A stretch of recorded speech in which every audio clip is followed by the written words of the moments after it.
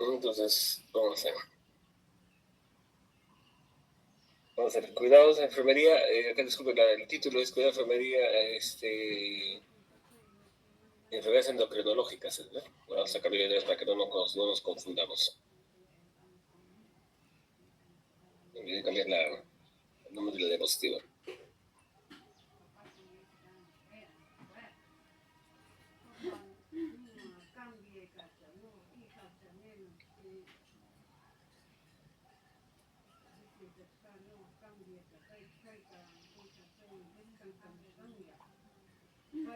Entonces, voy a prevenir pacientes con enfermedades endocrinológicas es bastante amplio. ¿Ya? De esto solo se va a tomar hipertiroidismo e hipertiroidismo, ¿no? Que son los más comunes. Pero como siempre, un breve repaso de la parte anatomofisiológica, ¿no? Entonces recordemos de que el sistema endocrino es una red de glándulas y órganos que producen y liberan hormonas. Estas hormonas son mensajeros químicos que regulan las funciones esenciales del cuerpo, ¿no? Entonces tenemos las más comunes de las mujeres, las hormonas sexuales en hombres y mujeres, cortisol, glándulas suprarrenales, el páncreas, la insulina y el glucago, ¿no? Las hormonas tiroideas, la hipófisis o la glándula pituitaria es el, el sistema de feedback, ¿no? El regulador de las demás glándulas.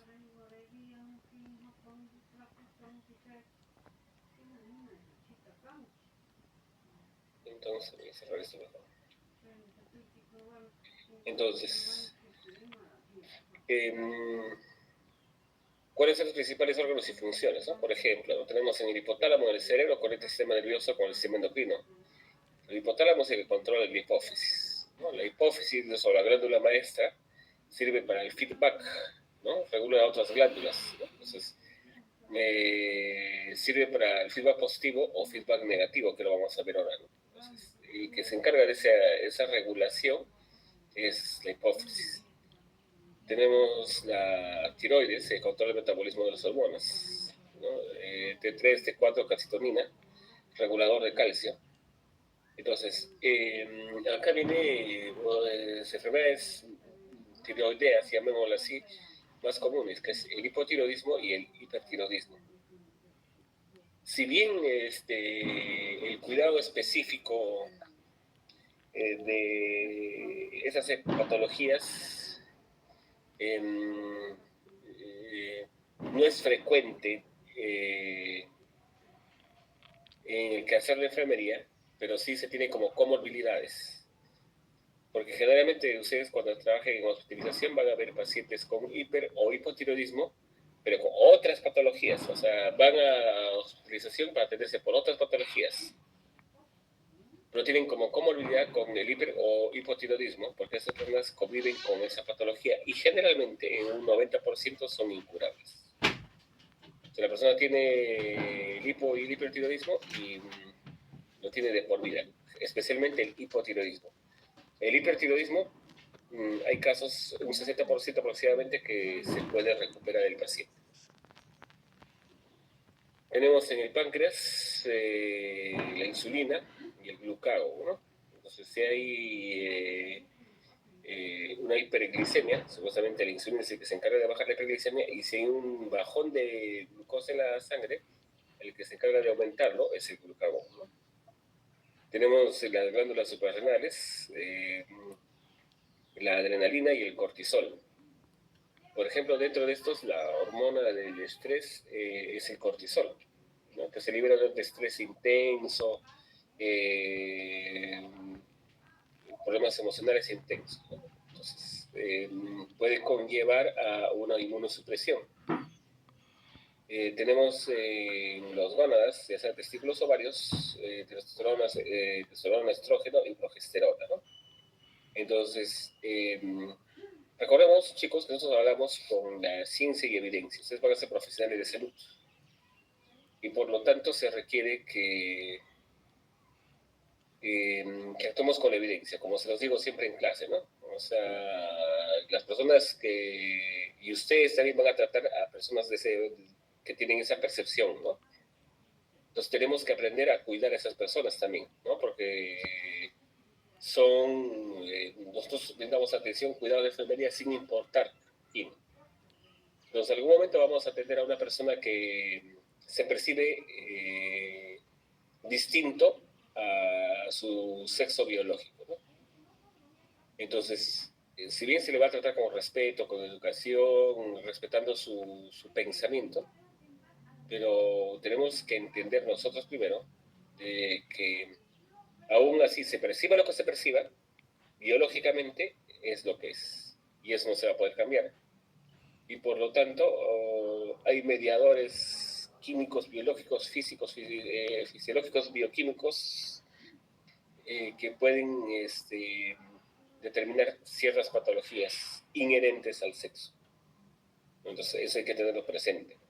Entonces, eso de que cómo se percibe, ya les he dicho, ya eso es distinto a la parte biológica. Entonces, ¿cuáles son las funciones claves del sistema endocrino? Regular el crecimiento, el metabolismo y el desarrollo. ¿Qué pasó?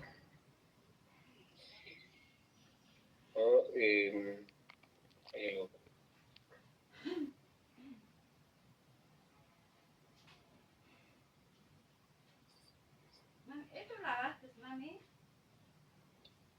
Regula el crecimiento, el desarrollo y metabolismo, mantiene el equilibrio interno, la homeostasis, y controla la reproducción y el estado de ánimo y la respuesta al estrés. O sea, todas estas funciones clave son hormonales, mediadas hormonalmente. Entonces, por ejemplo, tengo un paciente con diabetes insípida, ¿no? Entonces, por un problema hipoficiario, entonces se va a alterar el equilibrio interno, la homeostasis, porque justamente la glándula que se encarga del feedback está alterada. Entonces acá tenemos varias funciones que son inherentes endocrinológicamente. El sistema feedback, también llamado sistema de retroalimentación, es un mecanismo que regula el sistema endocrino, asegurando que los niveles hormonales se mantengan en equilibrio. Entonces, si recuerdan fisiología, había dos tipos de feedback, el positivo y el negativo. Entonces, el feedback negativo, ¿qué es? Se llama, o retroalimentación negativa, frena el sistema endocrinológico para mantener la homeostasis, ¿no? Entonces, regula una hiperactividad del sistema endocrinológico, ¿no? Entonces, si la glándula tiroides, eje hipotálamo, hipófisis, tiroides, el hipotálamo libera la hormona liberadora de la tirotropina, que estimula la hipófisis. La hipófisis libera TSH, la hormona estimulante de la tiroides, como su nombre dice, que estimula la tiroides, y la tiroides produce T3, T4, que son hormonas tiroideas. Si la T3 y T4 están altas, inhiben al hipotálamo, o sea que si hay exceso de hormonas, entonces el feedback dice al hipotálamo para que libere menos TRH, ¿no? El objetivo es evitar el exceso hormonal. Y por el contrario, si por decir hubiese menos hormonas, estimulan al hipotálamo para que aumente la liberación de TRH. En cambio, el feedback positivo es una retroalimentación positiva menos frecuente, amplifica una respuesta al alcanzar un resultado específico, ¿no? Por ejemplo, en el parto y oxitocina.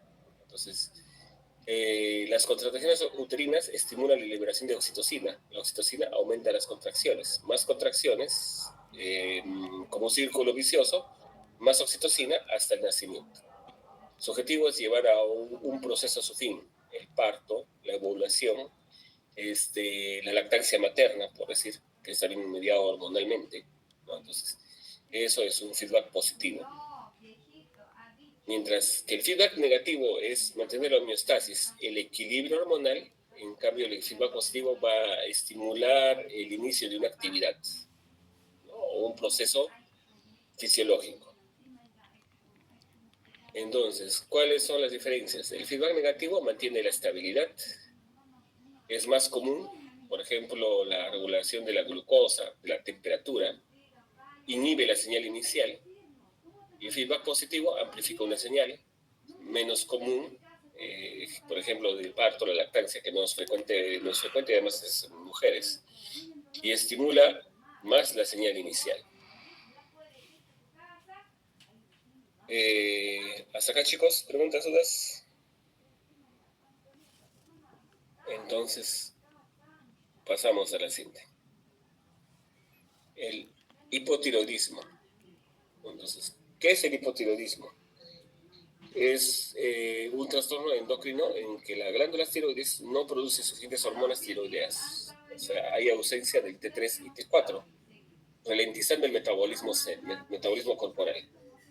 Entonces, toda la sintomatología del hipotiroidismo está relacionado a esa disminución del metabolismo. Por lo tanto, de repente hay aumento de peso, sueño excesivo, ¿no? Problemas cutáneos, ¿no? Entonces, vamos a ver. Entonces, ¿cuál es la etiología? O sea, el origen de los que da las patologías o las causas, eventos que pueden causar o desencadenar hipotiroidismo son los siguientes. Tenemos la tiroiditis de Hashimoto, que es una enfermedad autoinmune. El cuerpo ataca a la tiroides. Entonces, ¿qué es una enfermedad autoinmune? Es, como estaba escuchando la vez pasada un comentario, ¿no? Una entrevista, es como si fuese un vigilante excesivamente celoso, ¿no? Como no tiene excesiva celoso con cuidar su casa, ¿no? Tan celoso que incluso ataca o pide sus documentos a los propios pobladores de esa casa. Eso significa que el sistema inmune ataca al mismo cuerpo humano, ¿no? Ataca al mismo cuerpo humano. La deficiencia de yodo es otro factor causal del hipotiroidismo. Es esencial para la síntesis de hormonas tiroideas. Por ejemplo, las personas de altura o de la sierra antes padecían de hipotiroidismo hasta que, porque obviamente al nivel del mar en el ambiente se puede absorber a través del ambiente, ¿no? De los alimentos, ¿no? Entonces, por eso es de que hace muchos años se propuso el consumo de sal iodada, ¿no? Que es una forma indirecta de consumir yodo. Tenemos los tratamientos médicos, que es cirugía de tiroides, radioterapia o fármacos. Por ejemplo, una persona que sufre hipertiroidismo y ha sido sometida a tratamiento para hipertiroidismo, lamentablemente va a desembocar en una hipotiroidismo. Pero eso ya sería como consecuencia del tratamiento. A ver, chicos, un ratito, ¿no?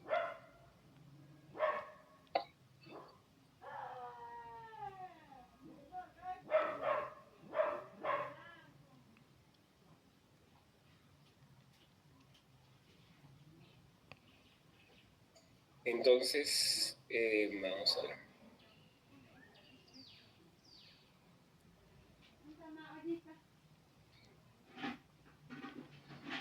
Entonces tenemos, ¿no? Tratamientos médicos, cirugía de tiroides, radioterapia o fármacos. Por ejemplo, el litio puede causar hipotiroidismo. Pacientes que tienen depresión o trastorno de bipolaridad pueden tener hipotiroidismo, pero no como los dos primeros casos, ¿no? Como la tiroides Hashimoto o una deficiencia de yodo, sino por un tratamiento farmacológico. Tenemos hipotiroidismo congénito, bebés que nacen sin tiroides funcional. Por eso es de que ahora a los niños que nacen se les hace un descarte del hipotiroidismo, con una gota de sangre nomás. Entonces, como se dan cuenta, hay varias condiciones que pueden generar el hipotiroidismo. ¿Cuáles son los síntomas más comunes? Lamentablemente el hipotiroidismo, sus síntomas, por eso son síntomas, son inespecíficos. No tenemos una sintomatología o signos que nos digan que hay alguien que tiene hipotiroidismo. Incluso tan así es que la sintomatología se puede confundir con hipertiroidismo también. Pero hay algunas cosas que pueden diferenciar claramente el hipertiroidismo del hipotiroidismo. Dentro de los síntomas más comunes tenemos el metabolismo lento, que es el aumento de peso, fatiga e intolerancia al frío, ¿no? Como les decía, como es metabolismo lento, entonces la persona consume o quema menos energía. Y si consume menos energía, esa energía es almacenada en forma de tejido adiposo. Pues, aumento de peso, la persona se cansa bastante, se fatiga, intolerancia al frío, aquellos que tienen que se abrigan mucho, incluso con el sol, en pleno calor, se abriga, es intolerancia al frío. Tenemos en piel y cabello, piel seca, uñas quebradizas y caída de cabello. Entonces, las personas que tienen hipotiroidismo tienen la piel bien delicada. Por lo tanto, si usted tiene un paciente hospitalizado con hipotiroidismo, entonces, ¿qué podría tener? ¿Qué condición de la hospitalización lo pondría en riesgo un paciente con hipotiroidismo? A ver, Riesgo de integridad de la piel. pensando en piel y cabello. ¿Qué me dice? Riesgo de integridad, deterioro cutáneo. Si tiene la piel seca, ¿qué puede pasar, paciente? ¿Interviene nada más? ¿Quién levantó la mano? Formación de LPP. Claro, formación de LPPs podría ser, ¿no? Formación de LPPs, laceración por esparadrapo, ¿no? Incluso agrietamiento, ¿no? De la piel, ¿no? Entonces, como se dan cuenta, no, salvo que trabaje en un servicio de endocrinología específicamente, no van a haber un tratamiento específico. Es decir, un paciente que se haya utilizado exclusivamente por hipotiroidismo es bastante complicado, porque el tratamiento del hipotiroidismo es ambulatorio, pero sí lo van a ver como una comorbilidad.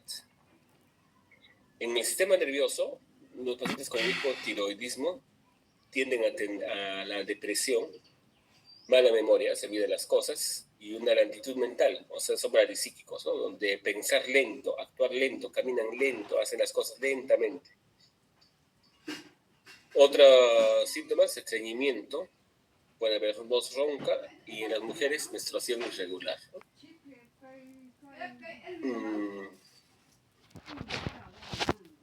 Entonces, acá tenemos un gráfico que se resume la sintomatología, ¿no? Puede haber hinchazón de la cara o edema de cara, voz ronca, cansancio, estreñimiento, ciclos menstruales irregulares o consagrados abundantes, más del usual. Por eso es que la clase le decía, ¿no? Tanto hombres como mujeres tienen que conocer su cuerpo. Y las mujeres tienen que conocer su cuerpo si son menstruadas, son regulares, irregulares, cuánto dura su ciclo y cuánto es su sangrado. Por ejemplo, porque si debutasen con un hipotiroidismo, podrían hacer una unidad terapéutica y ver si es hipotiroidismo o es otra patología lo que está atacando, ¿no? Tenemos piel seca o áspera, depresión, problemas de memoria, vello más grueso o afinamiento del cabello, o sea que ese es inespecífico, frecuencia cardíaca más lenta. Esa es una diferencia importante con el hipertiroidismo. Mientras en el hipotiroidismo hay bradicardia, en el hipertiroidismo hay taquicardia. Aumento de la sensibilidad al frío, debilidad, dolores, sensibilidad, rigidez muscular y aumento de peso.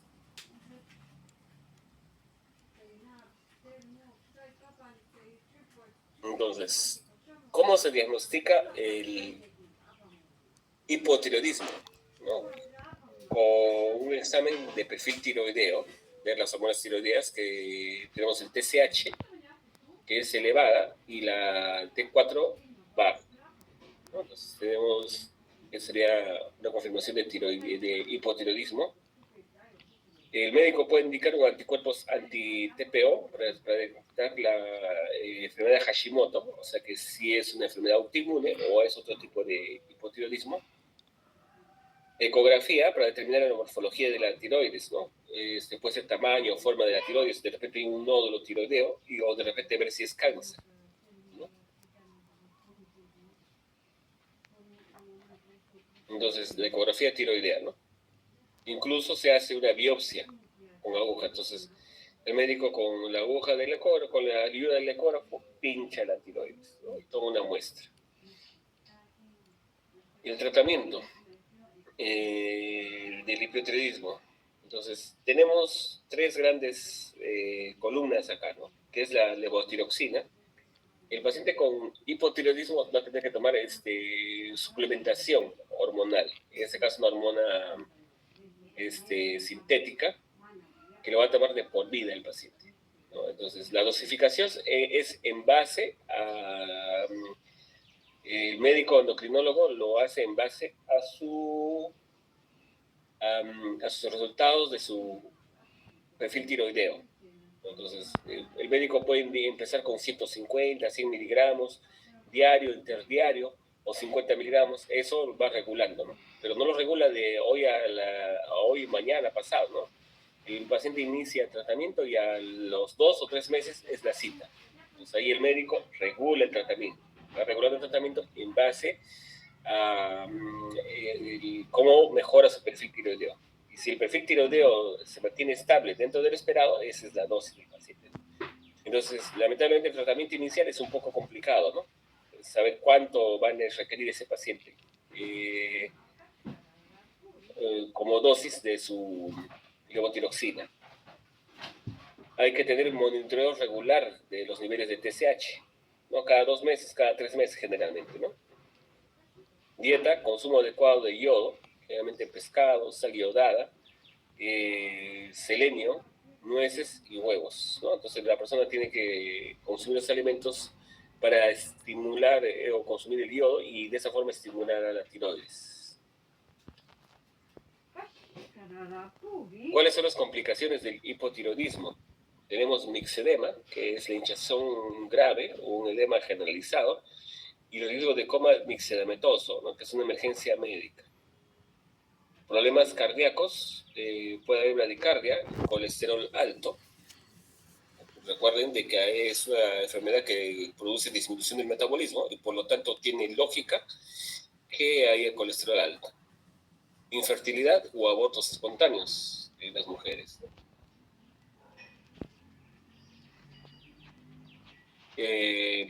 ¿Cuáles son los cuidados de enfermería?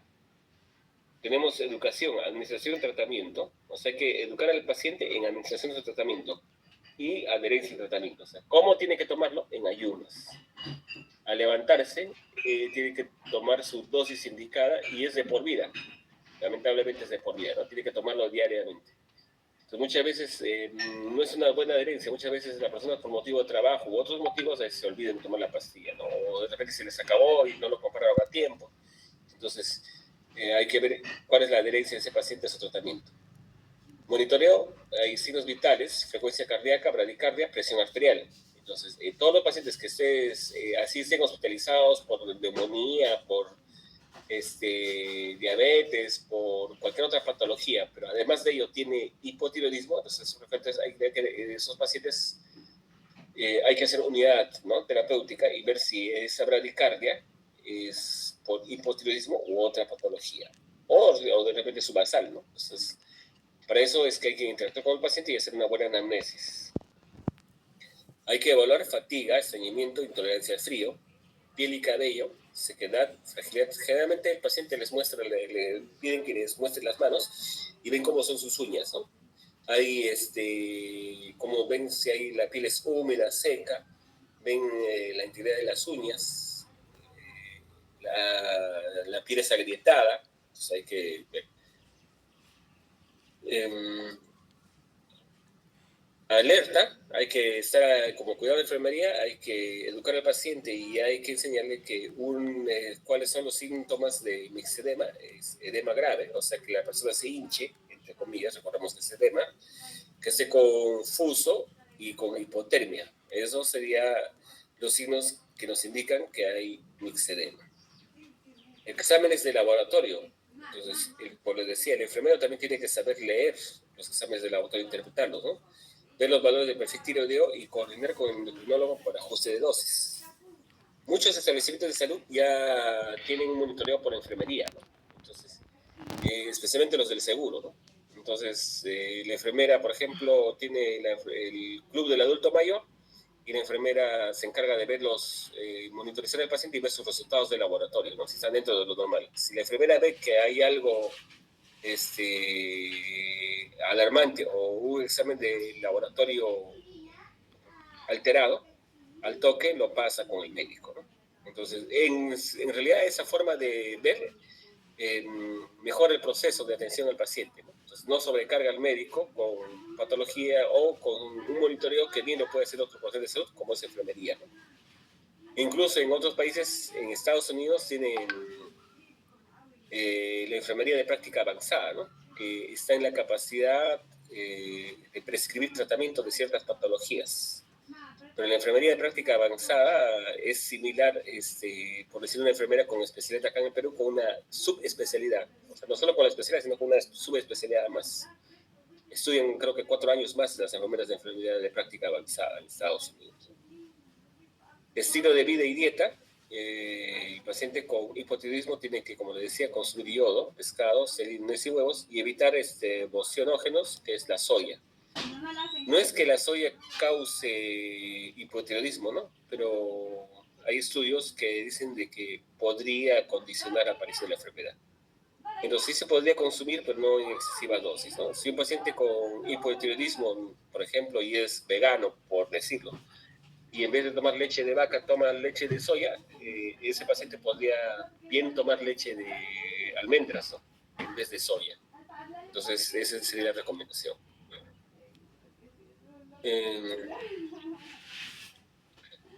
¿Qué más tenemos? El apoyo emocional. Entonces es muy importante el apoyo emocional. Y ustedes bien lo saben desde introducción en enfermería, ¿no? Tenemos que el hipotiroidismo puede causar depresión. Hay que tener en consideración eso. O por exceso de litio, la depresión puede haber sido causa del hipotiroidismo. Entonces hay que determinar cuál es cuál. El paciente puede estar bradisíquico, que es lentitud mental, hay que escucharlos activamente. Coordinación con psicología y o psiquiatría de ser el caso. Porque la enfermera va a ser el primer profesional que va a entrar en contacto con ese paciente. Entonces, no es que la enfermera le va a quitar espacio a otros profesionales, ni nosotros debemos dejar que otros profesionales nos quiten espacio en nuestra labor, ¿no? Entonces, nosotros tenemos que detectar. Es igual que las enfermeras escolares, ¿no? El colegio quieren entrar los psicólogos, los odontólogos, todos quieren entrar al colegio. Pero la enfermera va a estar siempre en el colegio, pero va a estar detectando condiciones irregulares en los alumnos. Si ve un paciente con problemas de nutrición, con sobrepeso o baja de peso, lo refiere al nutricionista. Si ve con problemas de presión, lo refiere al psicólogo. Y así, pero ¿quién capta, quién detecta los problemas iniciales? Es la enfermera, ¿no? Entonces ustedes tienen que tener bastante cariño en nuestra profesión, ¿no? Nuestra profesión es bien amplia. Tenemos bastante campo de acción, tanto en el pre-hospitalario, el comunitario y el intrahospitalario, ¿no? Y les he dicho, ya nunca se dejen mangonear por un médico. Ustedes, el conocimiento da poder, ¿no? Entonces, si ustedes conocen lo que hacen, saben lo que hacen, se van a hacer respetar, ¿no? Y no es para que la enfermera esté siendo secretaria del médico, nada, que doctorcito, que se haga, no. Ustedes aprendan a querer como profesionales. Nada ahí de estar ahí detrás del médico, la enfermera no es secretaria del médico. Es un profesional con un campo específico de acción. Y hablando de las condiciones que se han escuchado seguro en la ley que nos quieren quitar el diagnóstico, la enfermera sí diagnostica, pero no diagnostica patologías, diagnostica problemas derivados de esas patologías, que es muy distinto. Normalmente, como los médicos son medios ignorantes, no saben a qué se refiere con diagnóstico de enfermería. El registro adecuado, como parte del cuidado de enfermería, en cualquier patología se debe registrar. Un problema de enfermería es que no registramos nuestras notas. Si ustedes lo van a ver en su práctica, que están haciendo su práctica, lean las notas de enfermería, ¿no? Ay, ¿Qué pone? Paciente estable, servicio de tratamiento indicado, queda en observación. Estas son las notas del proceso de enfermería, son notas mediocres, que no dicen nada. Al contrario, dice mucho de la poca preparación de un profesional de la enfermería. Entonces, las notas tienen que ser claras, concretas y concisas. Tiene que registrar la respuesta al tratamiento, adherencia al tratamiento, 6 sobredosis, palpitaciones, valores de perfil tiroideo u otros eventos que haya acrecido durante su hospitalización o su atención en el paciente. Tampoco van a hacer unas notas de enfermería tan detalladas que apunten hasta cuando pasó una mosca. Entonces, por eso le digo CCC, claro, concreto y conciso. Entonces,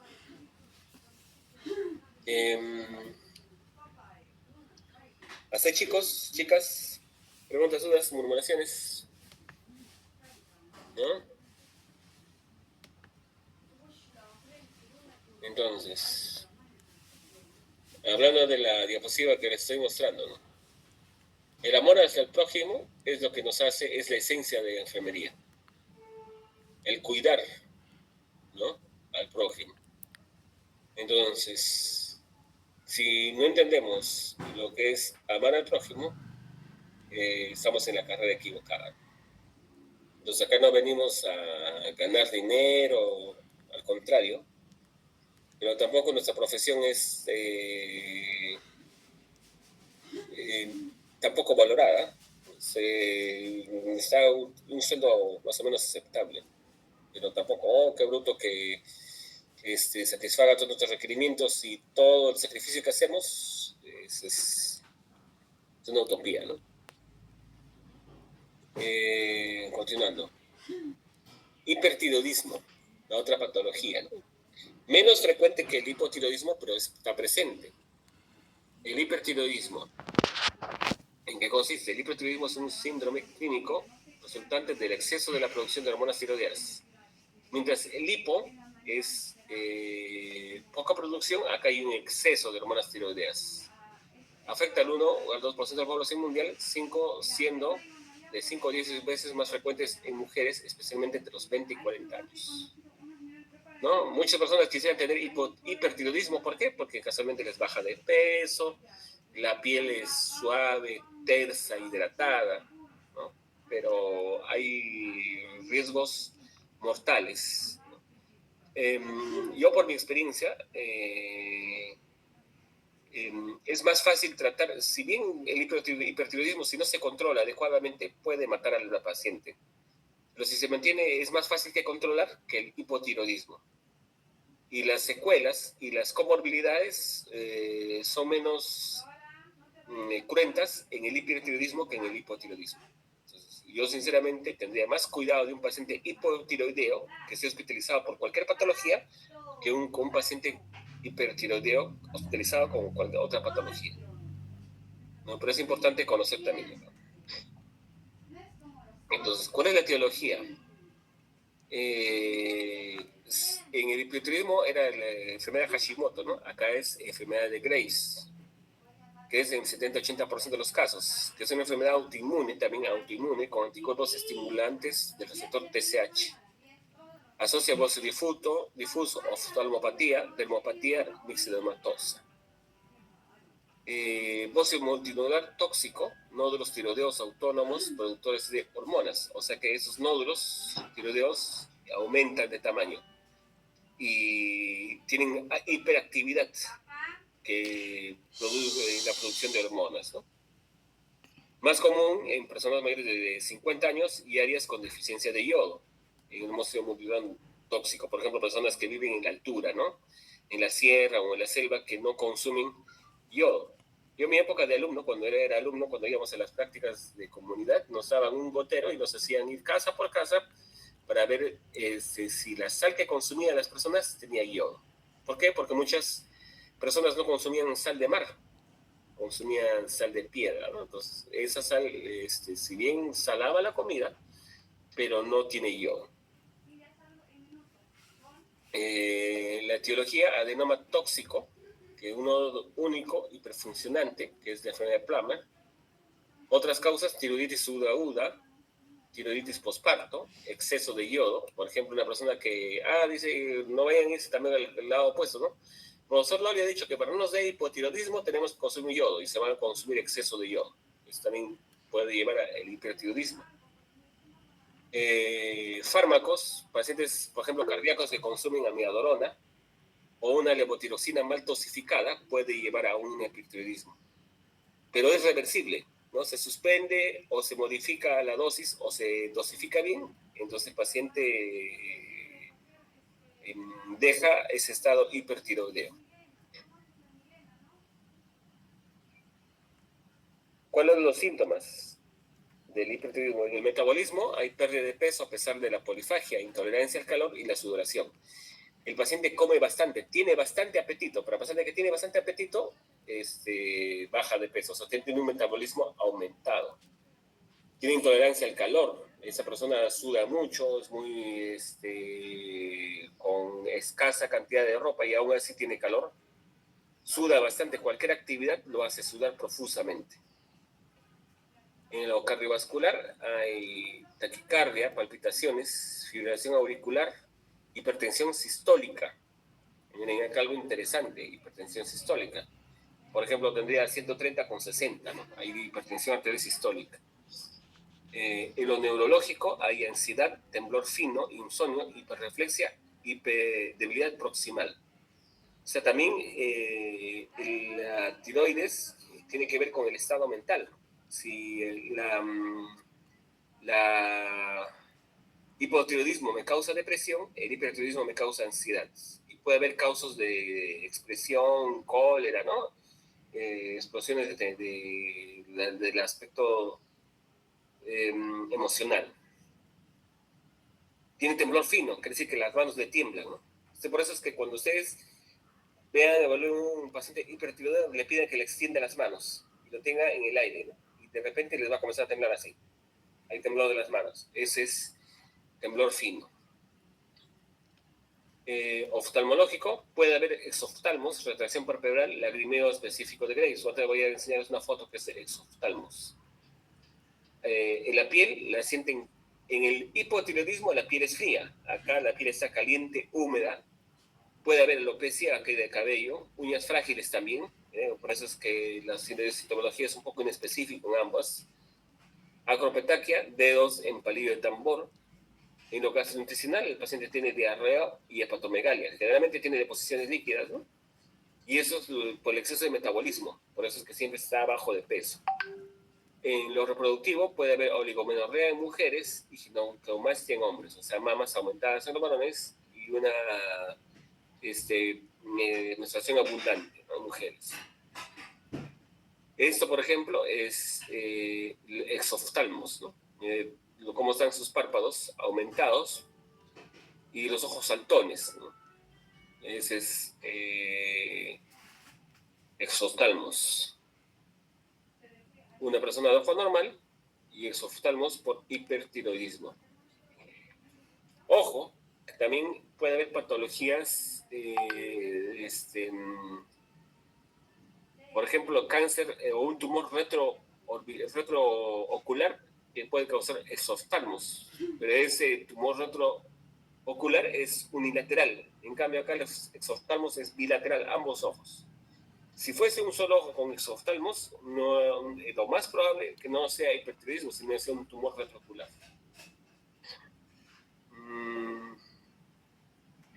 ¿Cuál es el diagnóstico? También el perfil tiroideo, ¿no? Pero acá, si recuerdan, en el hipotiroidismo el TSH estaba alto, acá el TSH está disminuido. El T4 y el T3 elevado. Hay anticuerpos TRAP en caso de enfermedad de Graves. En caso de hipertiroidismo, solamente el T3 está elevado, ¿no? Tenemos estudios de imagen a los pacientes con hipertiroidismo le hacen gamografía tiroidea para ver si es receptor o no receptor al yodo y para ver de repente si la causa es un tumor o un cáncer tiroideo, ¿no? Entonces tenemos, esto es una gamografía tiroidea. Entonces, al paciente le dan de tomar yodo, le dan un vaso rico en yodo y después le hacen una gamografía para ver la captación de yodo, ¿no? Entonces, le toman como una foto, es parecido a unos rayos X, pero post administración de yodo, ¿no? Y ven la recepción de si esa glándula tiroides es captadora o no captadora de yodo.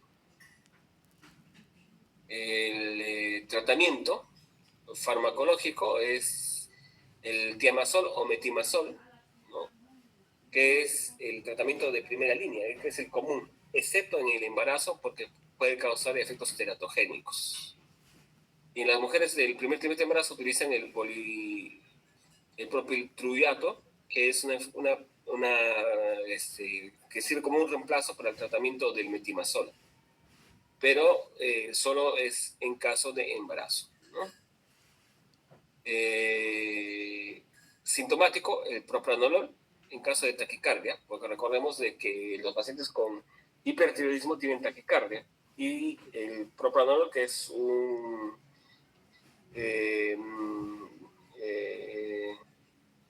beta agonista, va a ayudar a controlar esa taquicardia.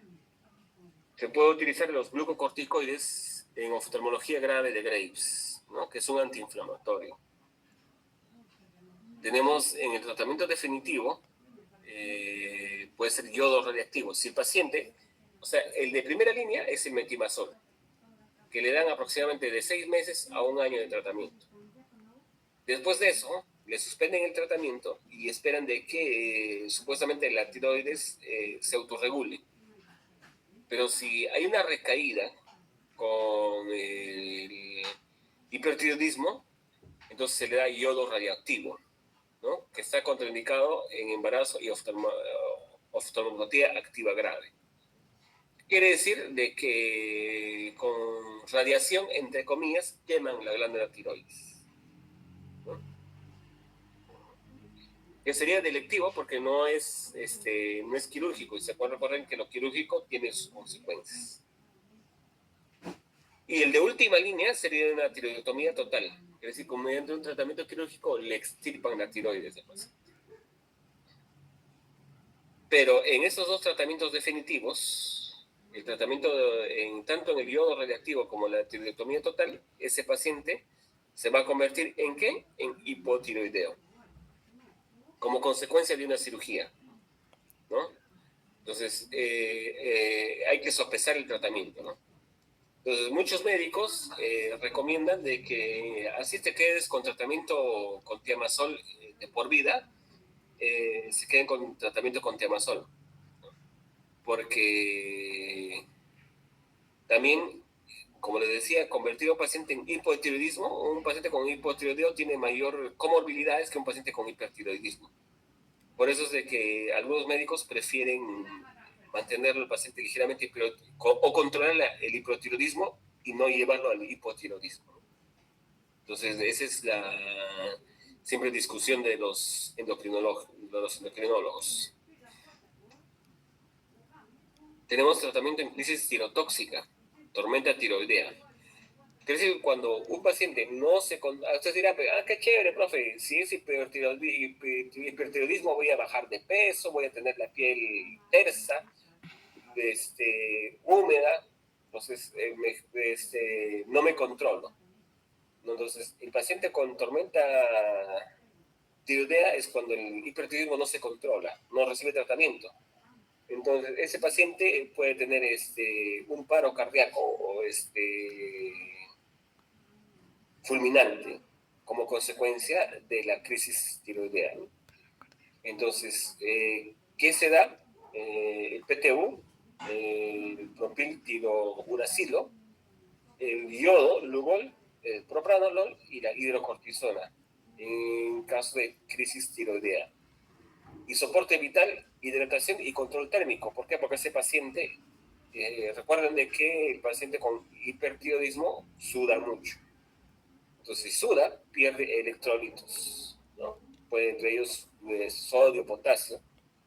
Si no se reponen, pueden conllevar a otras patologías. Recuerden de que el potasio es el potencial de membrana y el sodio tiene que ver con el edema, ¿no? Si hay hiponatremia, puede haber edema cerebral severo. Y el paciente, ese edema cerebral severo puede presionar el hipotálamo y el paciente morirse. Entonces hay que tener bastante cuidado en el hipertiroidismo también. O sea, no es bueno ninguno de los excesos. Pero como conversábamos con un médico, si me dan a elegir entre el hipotiroidismo y el hipertiroidismo, prefiero el hipertiroidismo, que es más fácil de controlar y tiene menos comorbilidades que el hipotiroidismo. Hasta acá, chicos, preguntas, dudas. Entonces continuamos. Si no hay preguntas, pregunten, chicos, ya saben, ustedes son libres de preguntar. Tenemos, ¿cuáles son las complicaciones del hipertiroidismo? Cardiovasculares, fibrilación auricular, insuficiencia cardíaca. Oftalmopatía grave, úlceras corneales, compresión del nervio óptico. Osteoporosis por exceso de remodelación ósea. Crisis tirotóxica. Mortalidad del 20 al 30% sin tratamiento. O sea, la mortalidad es alta en el hipertiroidismo sin tratamiento. O sea, deben tratarse. Yo hace muchos años, cuando era jefe de práctica, había una alumna que tenía hipertiroidismo. Y esta señorita no tomaba su tratamiento porque casualmente estaba con un peso ideal, según ella, ¿no? Pero como yo era jefe de práctica y solo eran los alumnos que rotaban por regular, y se terminó mi rotación y nunca más supe de ella, ¿no? ¿Qué habrá sido de seguirá viva? ¿Habrá controlado su hipertiroidismo? No les sabría decir. Entonces hay que tener bastante cuidado en ese aspecto. El pronóstico. La enfermedad de Graves tiene entre 30 y 50% en remisión con fármacos. O sea, la enfermedad de Graves sí puede remitir el hipertiroidismo, como le decía, ¿no? De 1 a 2%, de 1 a 2 años de tratamiento. Recidivas son frecuentes de suspender el tratamiento. Quiere decir de que el paciente le suspenden el tratamiento y otra vez hace recidiva, otra vez empieza con el hipertiroidismo. Mientras toma tratamiento es controlado.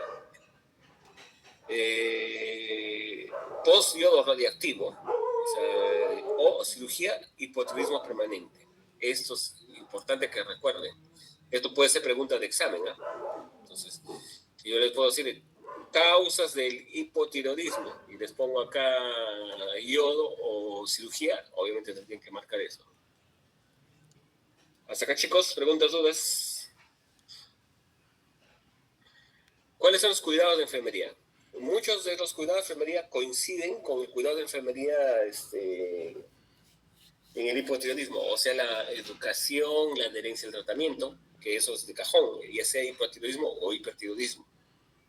Tiene que haber una monitorización de peso, frecuencia cardíaca y temperatura.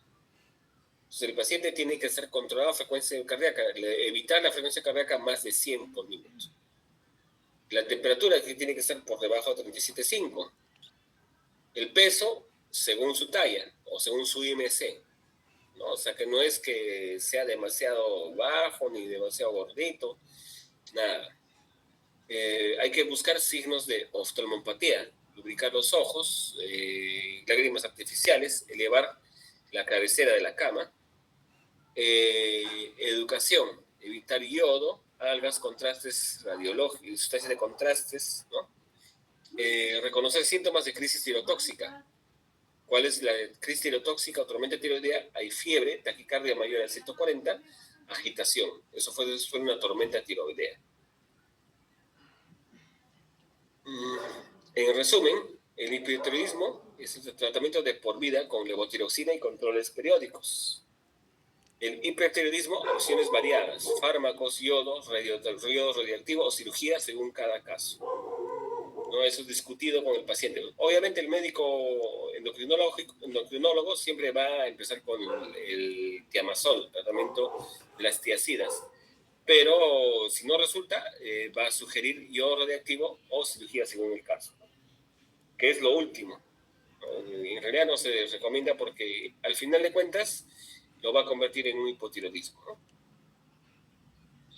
En conclusión, las enfermedades tiroideas afectan más a las mujeres porque las hormonas sexuales femeninas influyen en la autoinmunidad, ¿no? Entonces, para recordarles una vez más de que así se perciba un ropero, la biología es